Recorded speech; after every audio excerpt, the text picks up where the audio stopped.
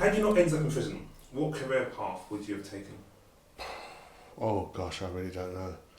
I think if I'm completely 100% honest with myself, I would have probably have been doing what I was doing before I ended up in prison, to be quite honest, and that was you know, being involved in criminality in one aspect or another, and I'm you know, supplementing income, so to speak.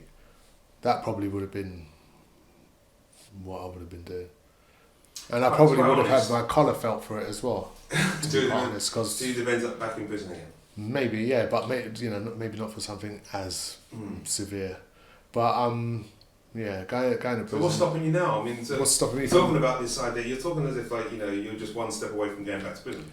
Absolutely not. I'm not going back for anything or anybody. I can tell you that now. So you know, what's stopping you now? What's stopping me now is that I'm you know, I want to spend time with my family, especially my son. You know, I've missed the majority of his life, and yeah, that's not happening again. I wouldn't be able to look my son in the face, say, oh, do you know what? Actually, I'm back inside because this happened and that happened.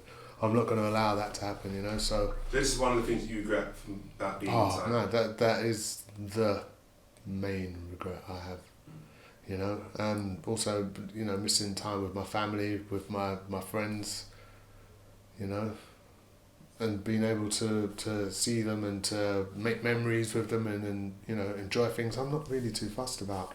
Well, I am, of course, because everyone has to make a living and get by and support themselves and try and build something. But at the end of the day, for me, it's become more of that is just a means to an end, because for me now it's all about time. The time of life I'm at, the time of life, say for instance, my parents are at, and my brothers and sisters and my friends and stuff like that, and they always say as you get older you seem to attend more funerals and you do weddings and stuff like that, and it just seems to be at that time now where there's a lot of people not here who were here before, you know, like at the start of when I started my journey, so to speak, when I went away. There's a lot of people who aren't around now that were around then. So what would you say to a kid who basically doesn't have any of those things, those responsibilities, doesn't have a kid, you know, doesn't have a job, you know, he's just got criminality. What do you say to him, you know, about how he can, what can he find to kind of deter him from the life of crime? But you're saying things that are deterring you from life of crime seem to be responsibilities, but what a lot of people say is the responsibilities that bring them to crime, because they have to pay for stuff. That is yeah, exactly. It's sort of like a double-edged sword, so to speak. But at the end of the day, what it is you've got to consider is you've got to sit up at, believe it or not, like pros and cons. Okay, criminality, fast cash, easy cash, potentially a lot of cash, but the majority of the time it isn't. It's just low level or middle level, whatever. But those are your pros. Then you got your cons. You go to prison. People could get hurt. Well, that should be number one. People could get hurt. You could go to prison. You miss out on life. Full stop. And you know, there are other ways, legal, legit ways. Of course there is. That's the normal way of going about and making a living and getting by. And you know, a lot of people, like for instance, I look at my parents' work ethic and my mum's work ethic and things like that. You know, they came here from a foreign country and worked. They didn't even think, oh, I'm going to go out on the roads and do this and do that or whatever. You know, they worked, they grafted and did without things. You know, they went without so that we could have. And I know I can't speak for anyone else, but with my family, like my mum had 3 boys. Do you know what I mean? And we were no walk in the park.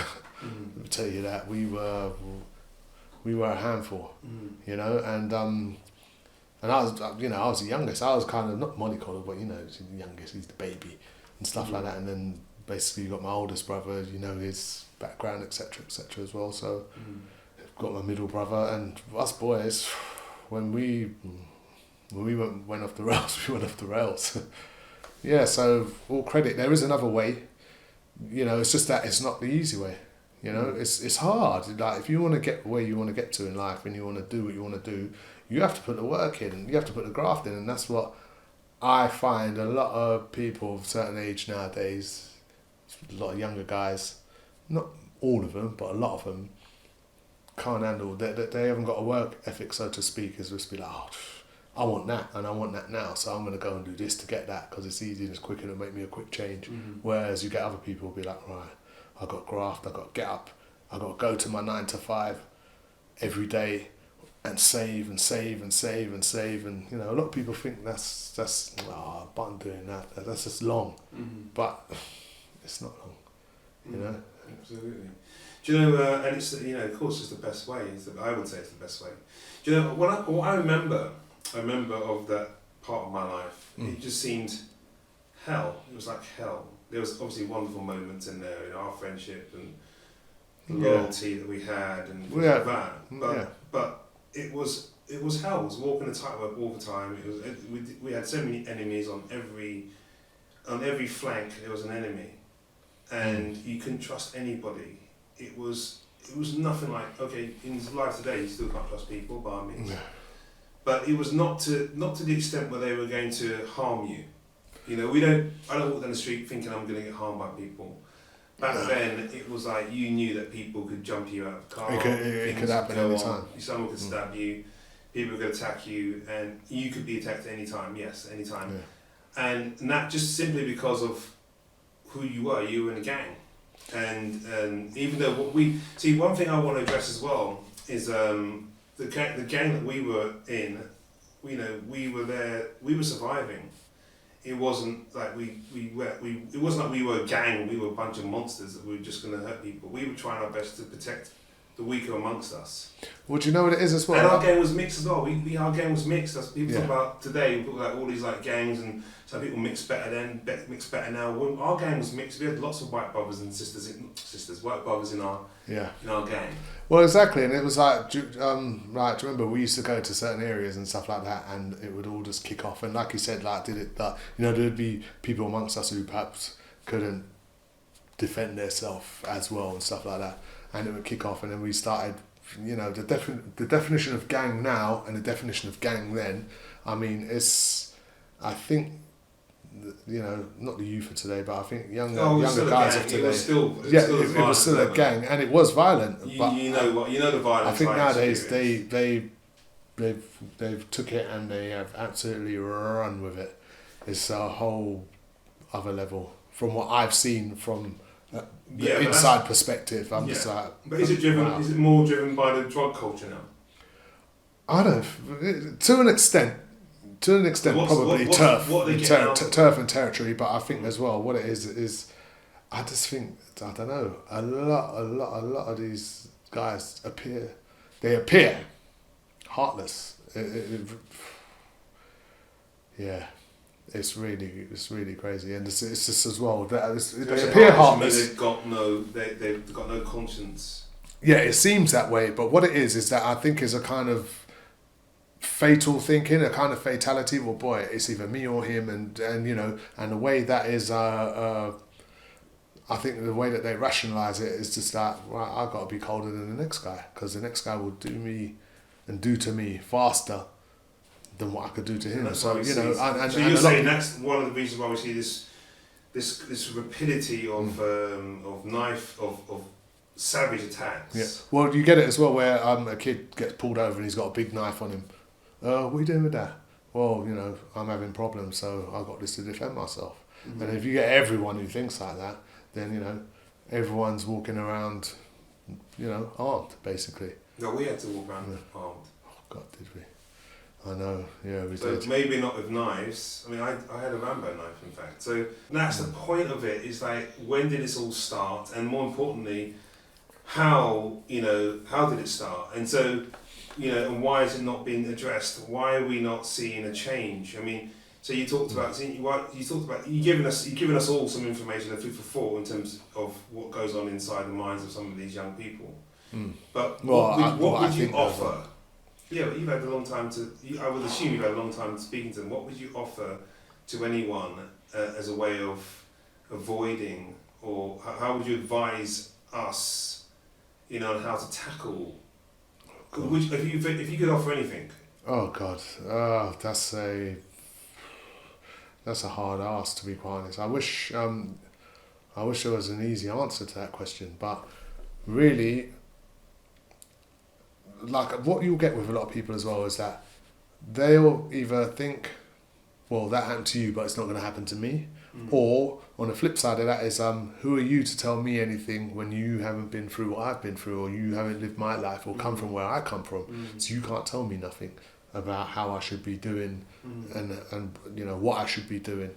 So I lived their life. It's kind of. So I'm only saying this now because I want to vocalise it. Yeah. So I've lived their life, and I've survived that life. I escaped that life. Yeah. I've made better of my life. And I'm saying to people that love and kindness and being considerate to your fellow man, whether you're black, whether you're white, is the best way. Of course. Because talking, and that's my way, that's how I communicate. Yeah. People are rude to me a lot, but I don't rise to it. Yeah, of course. People talk down to me sometimes, people don't know who I am, or treat me like, you know, when I say know who I am, I'm Mark Anthony Abel the artist, or I was the artist, and I was, you know, but I'm more than those things. So I'm more than that. But people, when they see you, they just see a colour. But I don't rise to whatever they're selling me. Do you understand? Yeah, of course. Or, for example, if I come across a bunch of young black kids who think this guy, you know, it must be a soft touch, I don't rise to it because I know I've got more to live for. So that's that's what I've gained from it. So people, what I'm saying is that people don't want to listen to the person who's been there and come through it and done better in his life. Yeah. They want to listen to the person that's been in prison, no disrespect to yourself. No. Or is in prison, who then gives you advice about, how to survive in prison, rather than actually... Or how to survive in a certain... Yeah, and it's like, so you said that they need to first, you said about them respecting certain people. I'm saying, why don't they respect people who have not experienced that life? Well, that's a question, isn't it? I mean, there are people who think that people who go out and work a 9 to 5 and graft and persevere through hard work and persistence and who make something of themselves, you know, some people think like, I can never do that. It's not for me a 9 to 5. I've heard it 100 times, if not 1,000 times. That's not for me, that.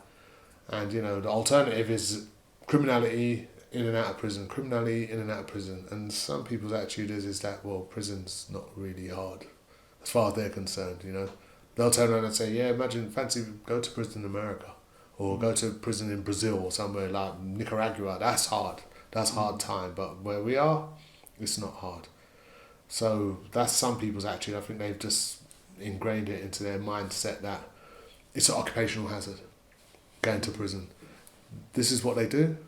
They do this, and then going to jail, it's an occupational hazard, and, you know, it's something that happens, depending on the nature of their offence or the crime or whatever. But some people do think like that. I know someone very well I've known in my entire life who used to think like that. I've actually heard those words come out of their mouth. And to see what they're doing now and how they're doing is blowing my mind, to be quite honest. They are big inspiration to me, just by the way that they've turned their life around, you know. And who's that? That's my oldest brother, Roy. Oh yeah. You know, exactly. So like him. Yes, he's spotted that, but now he's turned his life around exactly. So now he's doing exactly. But you know, to hear him sit there moaning about bills and stuff like that, it was something that at one point in my life I never thought I'd hear that, you know, because you know it's like growing up, and Roy was in and out from the age of 14 he was going to detention centre, and then I'm adult going to prison. You know, I can't even think of all the prisons that I've been to visit my oldest brother in. So and just to see him now, and he's been out of trouble for a very long time now, and just to see how he is, it's just like, wow, like, that's another motivational factor for me personally, because I think... Have you ever asked him why he stopped?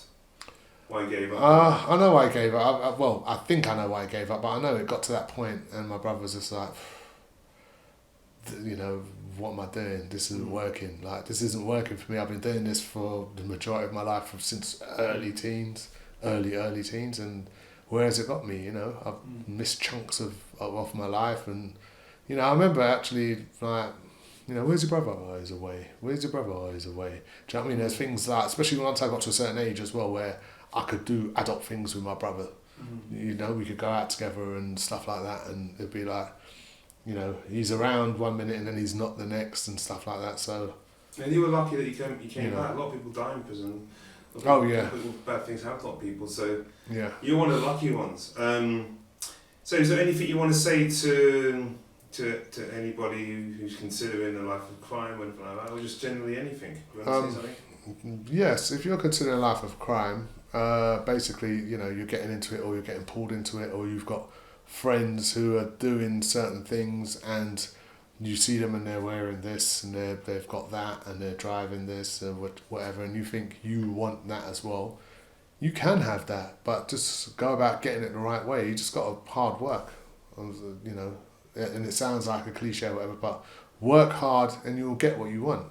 You know, like really to be a criminal, it can be a hard life, but it's an easy way out. You know, to go and commit crime. And also as well, it can be stressful as well. Certain times when I was living a criminal lifestyle, it was stressful. From when I woke up to the end of the day, it was stressful. Like things like it was like, right, I've got to get up, I've got to be at this place at this time, I've got to meet that person, they better have all the money that I need to collect from them, I've got to go here, I've got to go there, and then one person is late or doesn't quite have what you need or you want, then it throws you off for the rest of the day. Like sometimes you think, right, by 9 o'clock I'll finish running up and down and doing what I've got to do, and then actually it's 11 o'clock at night. And it is like a job, but there's no job security. There's no job security, you know? Like, it's like, oh gosh, what's that? Oh, feds. Okay, cool. What you got on yet? Yeah, stash, don't worry. It's just headache and stress and worry and... And then you can't, and then you've got no one to say. The same people that you don't have to kick your door in and rob you. Oh gosh, yeah, that's the other side of it. You know, not only have you got to worry about the feds, you got to worry about other criminals as well. Like who've been no watching what you've got. No, there isn't. There isn't. And especially when you lost me, I've moved on. So that loyalty you had, where you know me, I'm covering your back in the day. You know, people have a kids looking after each other and protecting each other through survival, because that's what it was for me. I wasn't in there because I wanted to make money, be a criminal. I was just surviving. Well, you know, like I said before, like, you know, when I was talking about skinheads and stuff like that, a lot of kids go through hardship, but I can't speak for anyone else, but I know I went through tough times when I was a kid. Do you know what I mean? Tough times. Do you know what I mean? So, where if you like, I don't see kids going through tough times like that nowadays. I'm not saying they don't, but I went through some tough times, man. Me and my brothers and my mum, for real tough times where I never saw any of that. I didn't see any of that. Yeah, no, but I will say one thing.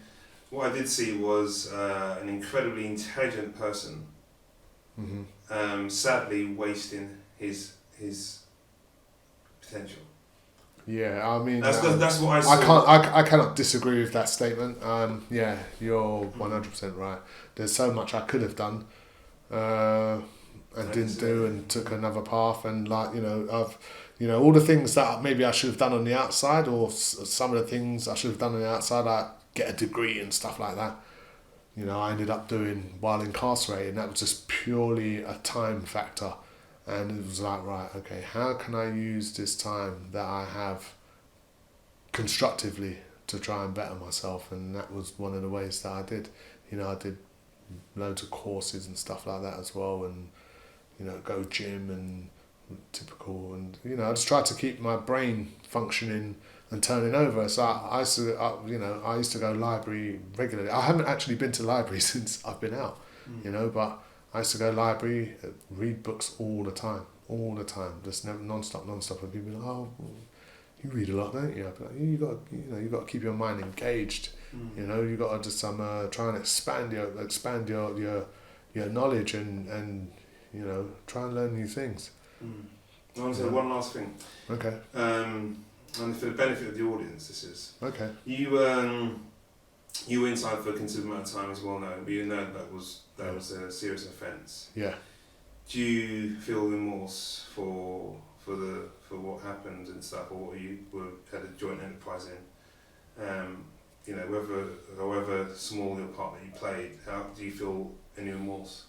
Oh, absolutely, 100%. I mean, for me, it's a burden. It's a hard thing to deal with. Mm. You know, it's something I think about every day, really. You know, and there's a ripple effect as well from what happens.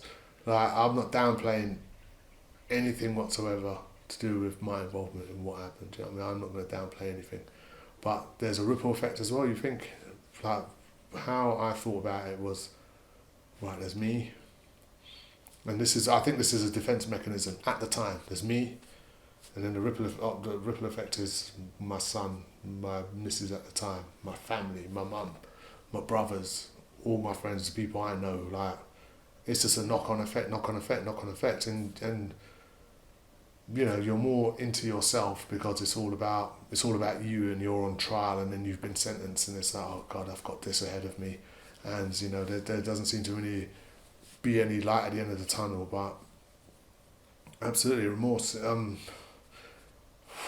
Hindsight's a great, you know, hindsight's a great thing, but boy, at the time, you know, and like I was saying earlier, how a situation can just get away from you and escalate and turn into something completely crazy and tragic.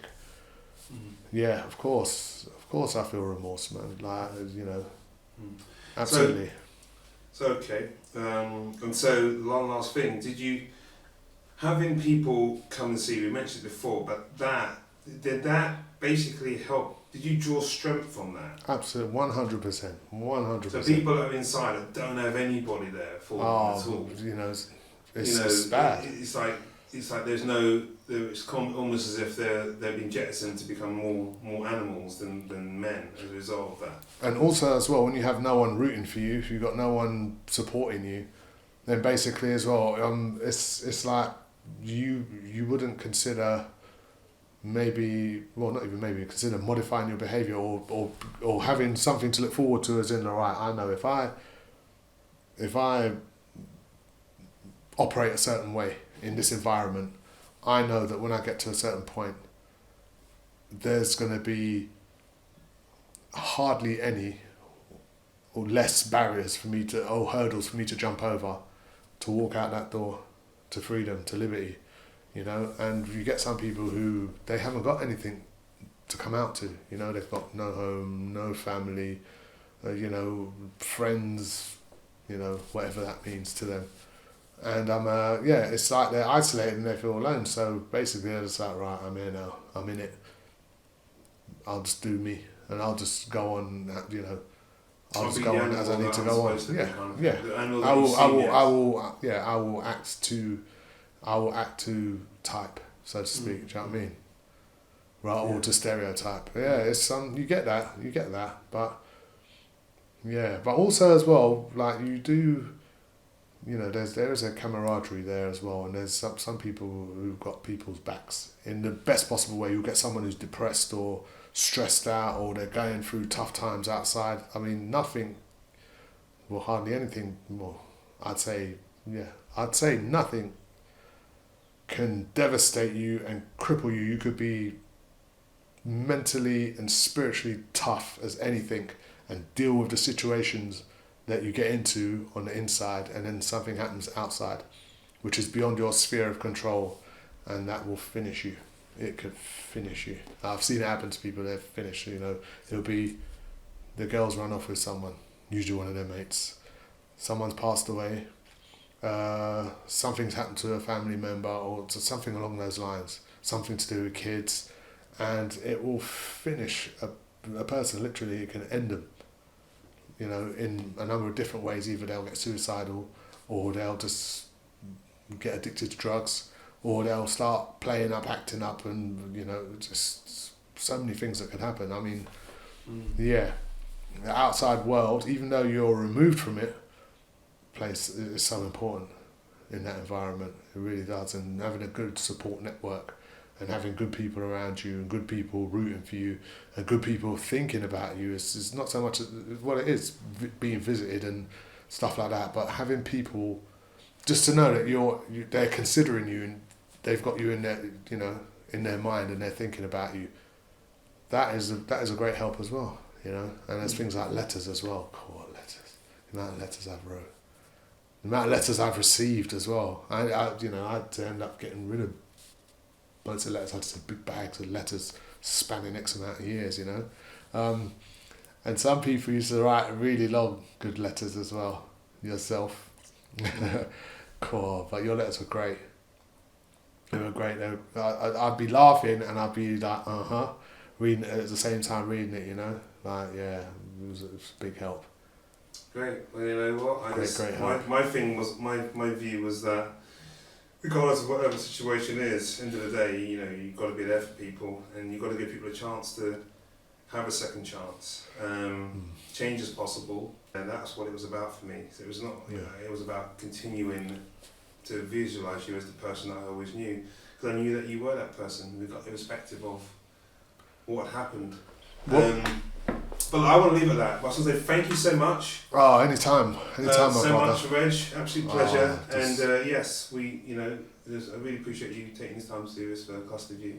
Anytime for you and for ClusterView. Use for anybody who's out there who's considering a life, you know, or is in a situation where, because no one considers a life of crime, it's more about you're in a situation where you can't really avoid it, can't get out of it. And so if this in any shape or form offers some form of blanket to guide them or to, you know, soften that situation, that's all cool. And are you happy to have people contact you and stuff? Is that something you'd be able to do? Yeah, something we can do. We'll sort that out, but I have no problem whatsoever. Okay, so people can contact me and I can pass them on to you if necessary. Thank you so much. Thank you, Reg. No, thank you very much, my brother, and thank you for having me and for being such a gracious host and for being my good friend. Yeah? Buddy, always. Yeah. Alright, wicked, man.